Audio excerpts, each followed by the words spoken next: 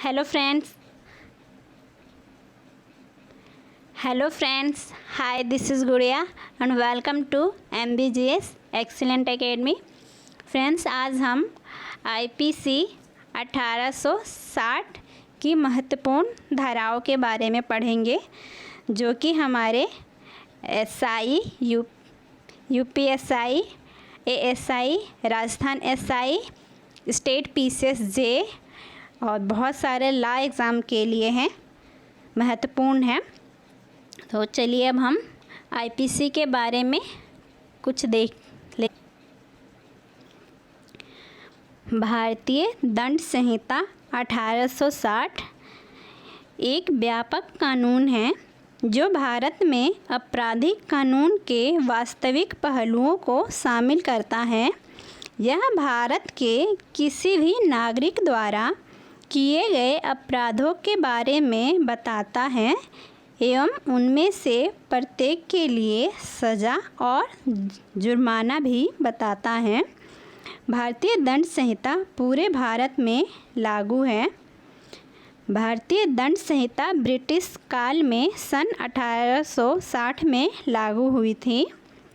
इसके बाद इसमें समय समय पर संशोधन होते रहे, विशेषकर भारत के स्वतंत्र होने के बाद।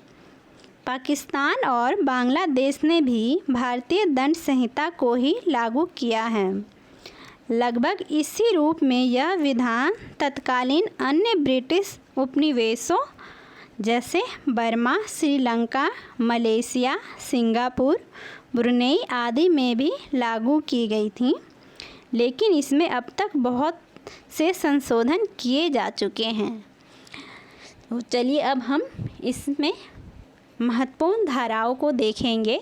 वैसे तो इसमें 511 धाराएं हैं, पर हम केवल उन धाराओं के बारे में पढ़ेंगे जो कि हमारे एग्ज़ाम के पर्पज़ से महत्वपूर्ण हैं। तो चलिए अब हम अपनी महत्वपूर्ण धाराओं को देखते हैं। हमारी पहली महत्वपूर्ण धारा है धारा फर्स्ट। वैसे तो ये धारा इतनी महत्वपूर्ण नहीं है, पर जैसा कि आपको पता है, हमें कोई भी चीज़ पहली और आखिरी और वर्तमान, यहाँ तो खैर वर्तमान की बात, यहाँ वर्तमान में तो खैर सारी ही महत्वपूर्ण धाराएं हैं, पर पहली और आखिरी धारा महत्वपूर्ण होती है। तो इसकी पहली धारा है संहिता का नाम और उसके प्रवर्तन के विस्तार से। हमारी अगली महत्वपूर्ण धारा है धारा 2, जो कि भारत के भीतर किए गए अपराधों का दंड का प्रावधान करती है। धारा 3 भारत से परे किए गए किंतु उसके भीतर विधि के अनुसार विचारणीय अपराधों का दंड का उल्लेख धारा 3 में किया गया है। धारा 4 राज्य क्षेत्रातीत अपराधों पर संहिता का विस्तार। धारा 11 व्यक्ति को परिभाषित करती है। धारा 12 लोक को परिभाषित करती है। धारा 17 सरकार को परिभाषित करती है। धारा 18 भारत को परिभाषित करती है। धारा 19 न्यायाधीश को परिभाषित करती है। धारा 20 न्यायालय को परिभाषित करता है। धारा 21 लोक सेवक को परिभाषित करता है। धारा 22 जंगम संपत्ति को परिभाषित करता है। धारा 23 सदोष अभिलाभ व सदोष हानि की परिभाषा दी गई है। धारा 24 बेईमानी को परिभाषित करता है, अर्थात कोई व्यक्ति कोई भी कार्य बेईमानी के साथ करता है, उसके बारे में इसमें बताया गया है। धारा 25 कपटपूर्वक को परिभाषित करता है। कोई कार्य किसी व्यक्ति द्वारा कपटपूर्वक किया गया हो, इसकी जानकारी हमें धारा 25 से मिलती है। धारा 28 कूटकरण को परिभाषित करता है। कूटकरण अर्थात एक जैसा दिखना। कोई व्यक्ति कोई ऐसा कार्य करता है कि वो एक जैसा, जैसे कोई कागज़ एक जैसा बनाना या जैसे नोटों की छपाई कर देना जो एक जैसे दिखते हैं, ये सब कूटकरण के अंदर आते हैं। तो इसकी परिभाषा हमें धारा 28 से मिलती है। धारा 29 दस्तावेज़ को परिभाषित करता है। धारा 29 का इलेक्ट्रॉनिक अभिलेख को परिभाषित करता है। धारा 33 कार्यलोप को परिभाषित करता है। धारा 34 सामान्य आशय को अग्रसर करने में कई व्यक्तियों द्वारा किए गए कार्य। इसमें अर्थात कई सारे व्यक्ति किसी कार्य को करते हैं जिनका उद्देश्य सेम होता है। इस चीज़ की जानकारी हमें धारा 34 से मिलती है। धारा 35 आपराधिक ज्ञान या आशय से किया गया कार्य। इसमें कोई व्यक्ति अपना लाभ मतलब अपना कार्य सिद्ध करने के लिए आपराधिक कार्य करता है, इसके बारे में हमें धारा 35 से पता चलता है। धारा 36 अंशतः कार्य द्वारा और अंशतः लोप द्वारा कारित परिणाम। धारा 40 अपराध को परिभाषित करता है।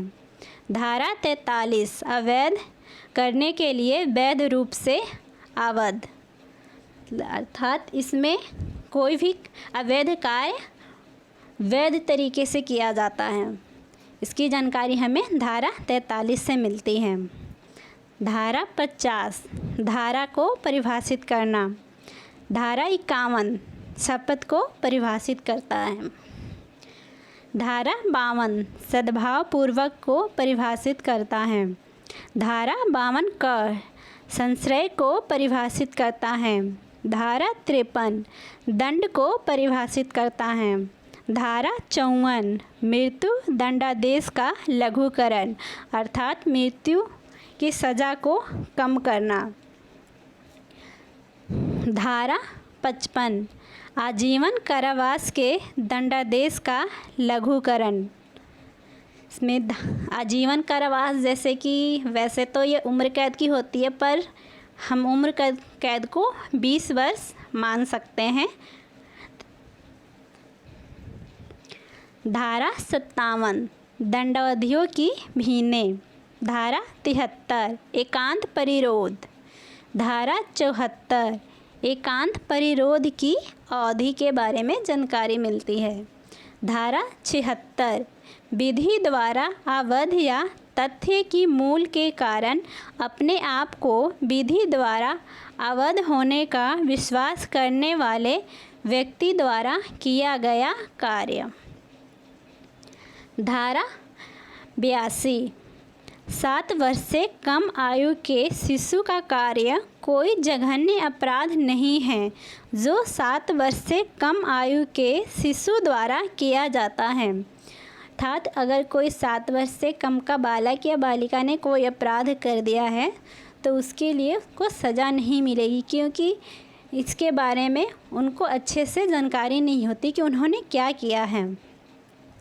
धारा 83 के 7 वर्ष से ऊपर किंतु 12 वर्ष से कम आयु के बच्चे द्वारा किया गया कार्य अपराध नहीं है। धारा 84 विकृत चित्र व्यक्ति का कार्य अपराध नहीं है। अर्थात कोई व्यक्ति मानसिक रूप से बीमार हो और उसने कोई कार्य कर दिया है तो उसके लिए भी कोई अपराध नहीं माना जाएगा। धारा 86 यह धारा स्वैच्छिक मतता से संबंधित है। अपनी इच्छा से मत होकर अपराध करना बचाव नहीं है। धारा 94 वह कार्य जिसको करने के लिए कोई व्यक्ति धमकियों द्वारा विवश किया गया है। धारा 100 शरीर के प्राइवेट प्रतिरक्षा के अधिकार का विस्तार मृत्यु कारित पर कब होता है। अर्थात अगर किसी व्यक्ति का शरीर के लिए अगर शरीर के क्षति होने का खतरा हो तो वो सामने वाले व्यक्ति को उतनी क्षति पहुंचा सकता है। क्षति उतनी ही पहुंचा सकता है जितना उसे खुद क्षति होने का भय हो। धारा 172 सामनों की तामील व अन्य कार्यवाही से बचने के लिए फरार हो जाना। धारा 175 दस्तावेज या इलेक्ट्रॉनिक अभिलेख पेश करने के लिए वैध रूप से अवैध व्यक्ति का लोक सेवक को दस्तावेज पेश करने का लोभ। धारा 176 सूचना या इत्तला देना अर्थात इन्फॉर्मेशन देना। धारा 177 मिथ्या इत्तला देना यानी गलत सूचना देना। धारा 178 शपथ या प्रतिमान से इनकार करना जबकि लोक द्वारा वह ऐसा करने के लिए सम्यक रूप से अपेक्षित किया जाए। धारा 179 प्रश्न करने के लिए प्राधिकृत लोक सेवक का उत्तर देने से इनकार।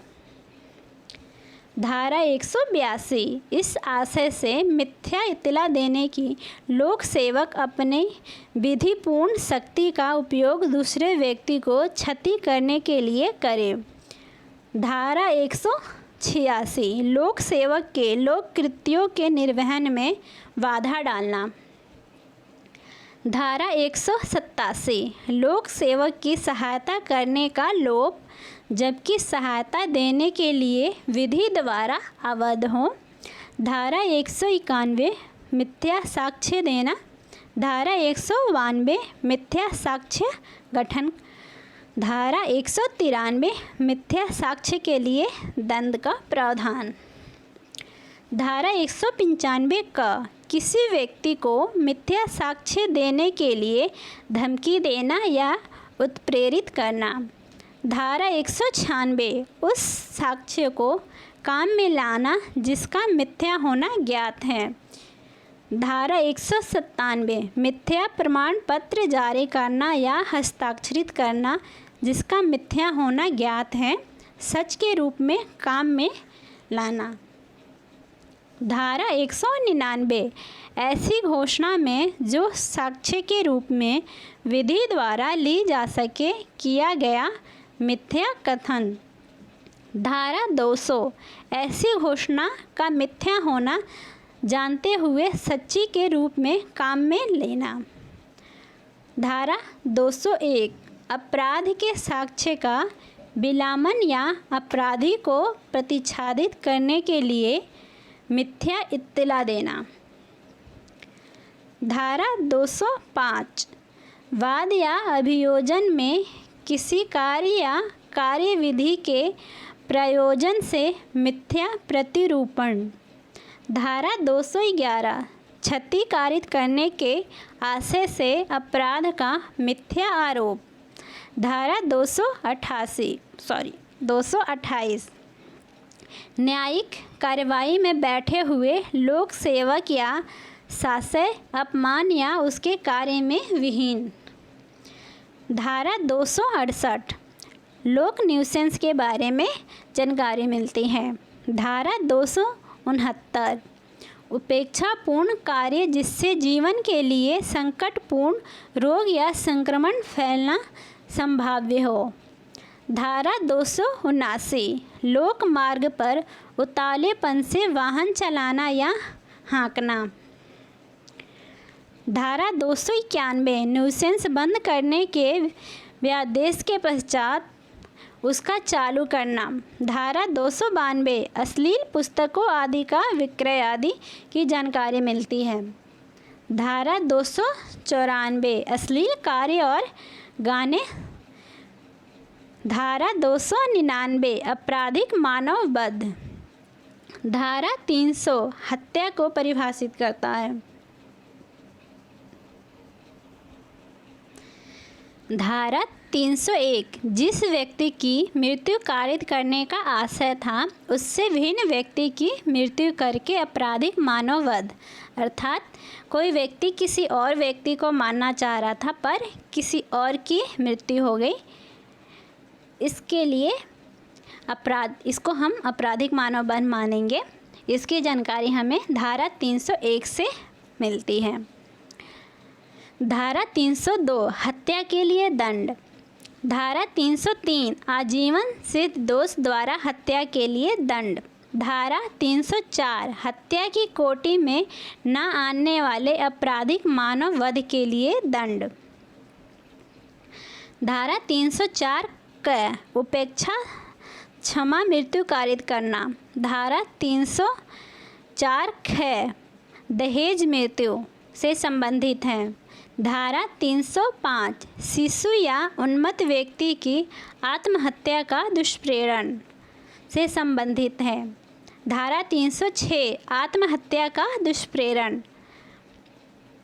इसमें आत्महत्या करने का प्रयास किया जाता है तो उसकी सज़ा का प्रावधान है। सज़ा तभी मिलेगी जब वो प्रयास करेगा, अगर वो कामयाब हो जाता है तो उसे कोई सज़ा नहीं मिलेगी क्योंकि वो जीवित ही नहीं रहेगा। धारा 307 हत्या करने का प्रयत्न। धारा 308 आपराधिक मानव वध करने का प्रयत्न। धारा 309 आत्महत्या करने का प्रयत्न। धारा 310 ठग को परिभाषित करता है। धारा 311 दंड को परिभाषित करता है। धारा 312 गर्भपात कारित करना से संबंधित है। धारा 313 स्त्री की सम्मति के बिना गर्भपात कारित करना। धारा 319 उपहत्या को परिभाषित करता है। धारा 320 घोर उपहत्या को परिभाषित करता है। धारा 321 स्वेच्छा उपहत्या कारित करना। धारा 322 स्वेच्छा घोर उपहत्या कारित करना से संबंधित है। धारा 323 स्वेच्छा उपहत्या कारित करने के लिए दंड से संबंधित है। धारा 324 खतरनाक आयुधों या साधनों द्वारा स्वेच्छा उपहत्या कारित करना से संबंधित है। धारा 325 स्वेच्छा घोर उपहत्या कारित करने के लिए दंड।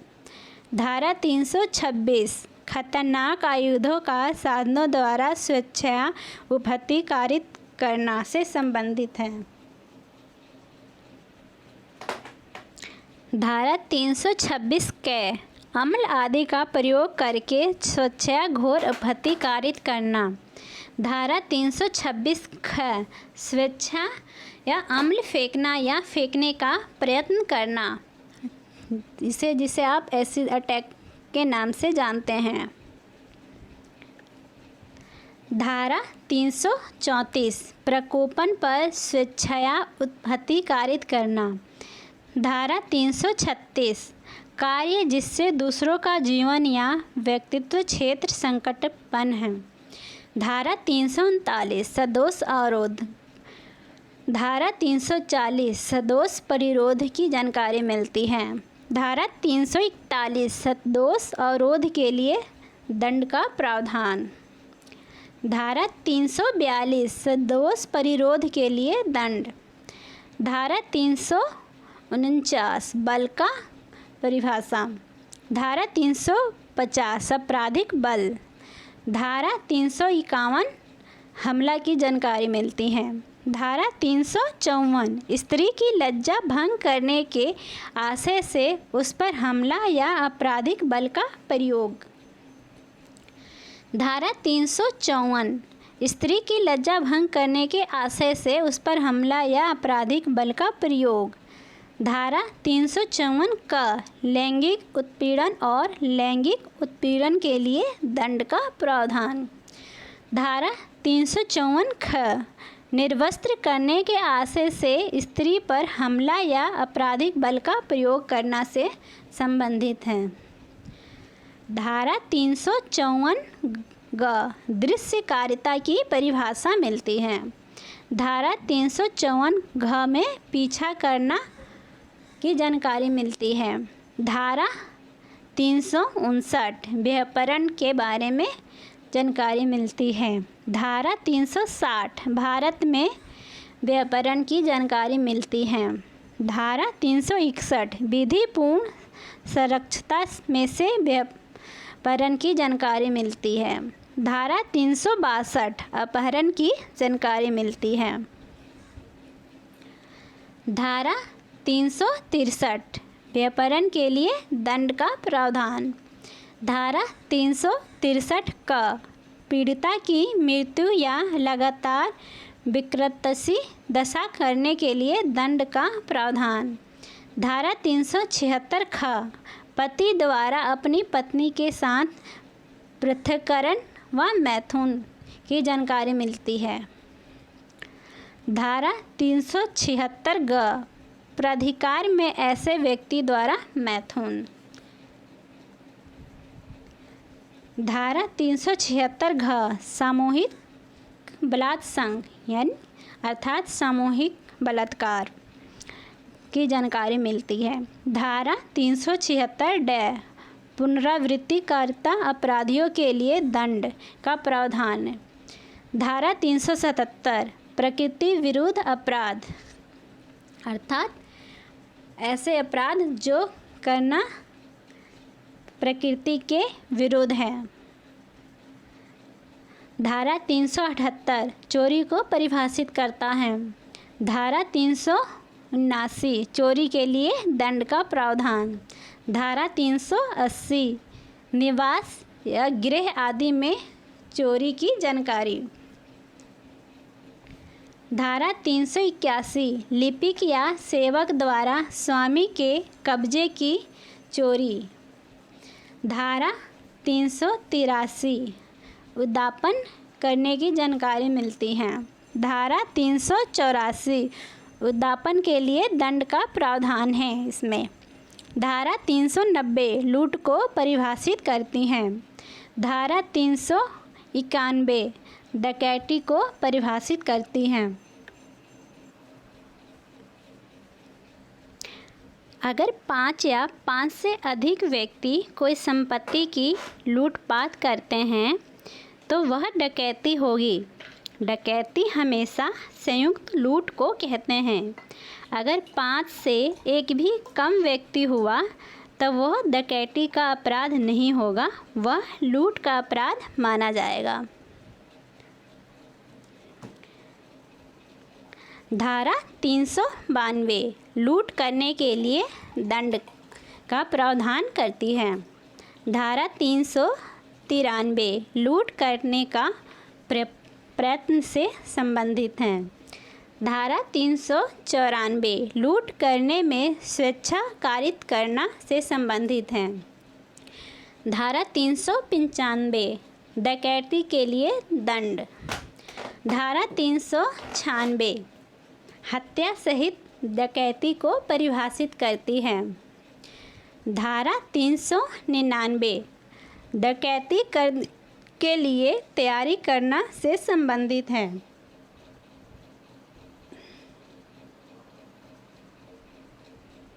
धारा 400 डाकुओं की टोली होने के लिए दंड का प्रावधान। धारा 403 संपत्ति का बेईमानी से दुर्विनियोग करने से संबंधित है। धारा 405 आपराधिक न्याय भंग से संबंधित है। धारा 406 आपराधिक न्याय भंग के लिए दंड के लिए 3 वर्ष तक का कारावास या जुर्माना या दोनों से संबंधित है। धारा 408 लिपिक या सेवक द्वारा आपराधिक न्याय भंग।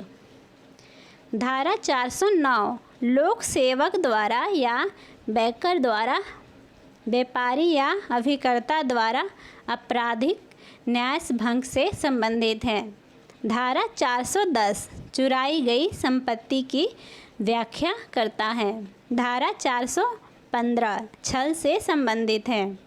धारा 416 प्रतिरूपण द्वारा बल से संबंधित है।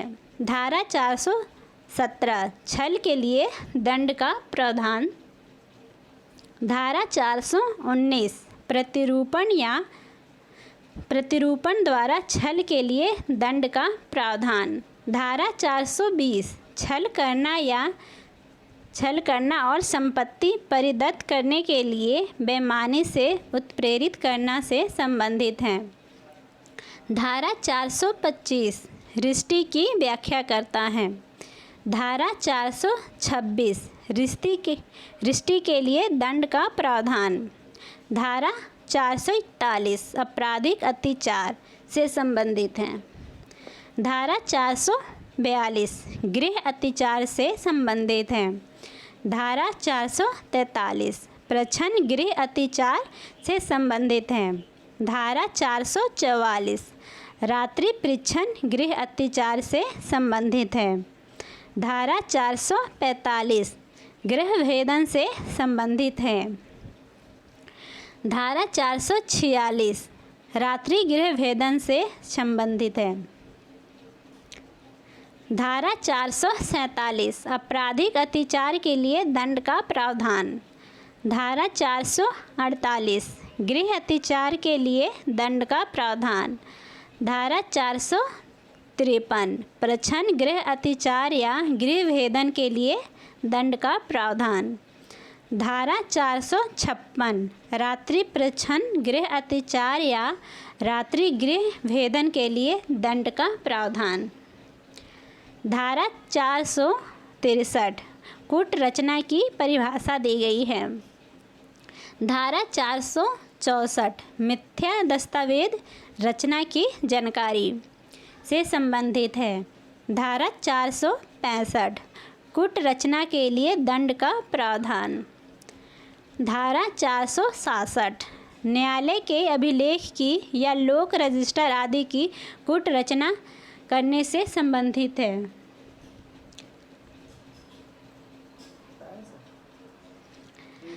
धारा 467 मूल्यवान प्रतिभूति बिल इत्यादि की कूट रचना से संबंधित है। धारा 468 छल के प्रयोजन से कूट रचना से संबंधित है। धारा 493 विधिपूर्ण विवाह का प्रवचना से विश्वास उत्प्रेरित करने वाले पुरुष द्वारा कारित सहवास की जानकारी धारा 493 से मिलती है। धारा 494 पति या पत्नी के जीवन काल में पुनः विवाह करना से संबंधित है। धारा 495 वही अपराध पूर्ववर्ती विवाह को उस व्यक्ति से छिपाना जिसके साथ पश्चातवर्ती विवाह किया जाता है। में अगर कोई व्यक्ति अपनी पहली पत्नी के होते हुए भी दूसरा विवाह करता है तो वह गैर कानूनी है, पर दूसरी पत्नी से विवाह करना वो विवाह अवैध नहीं माना जाएगा। धारा 497 जार कर्म या अडल्ट्री से संबंधित है। धारा 498 विवाहित स्त्री को आपराधिक आशय से फुसलाकर भगा ले जाना या निरुद्ध रखना से संबंधित है। धारा 498 क किसी स्त्री के पति या पति के नातेदारों द्वारा उससे क्रूरता करना से संबंधित है। धारा 499 मानहानि से संबंधित है। धारा 500 मानहानि के लिए दंड का प्रावधान से संबंधित है। धारा 501 मान हानिकारक विषय रखने वाले मुद्रित या उत्कीर्ण पदार्थ बेचना से संबंधित है। धारा 503 आपराधिक अभित्रास की जानकारी मिलती है। धारा 506 आपराधिक अभित्रास के लिए दंड से संबंधित है। धारा 409 शब्द अंग विक्षेप या कार्य जो किसी स्त्री की लज्जा का अनादर करने के लिए आसित है से संबंधित है। धारा 510 मत व्यक्ति द्वारा लोकासीन में और आचरण से संबंधित हैं। धारा 511 आजीवन कारावास या अन्य कारावास से दंडनीय अपराध करने का प्रयत्न के लिए दंड का प्रावधान करती हैं।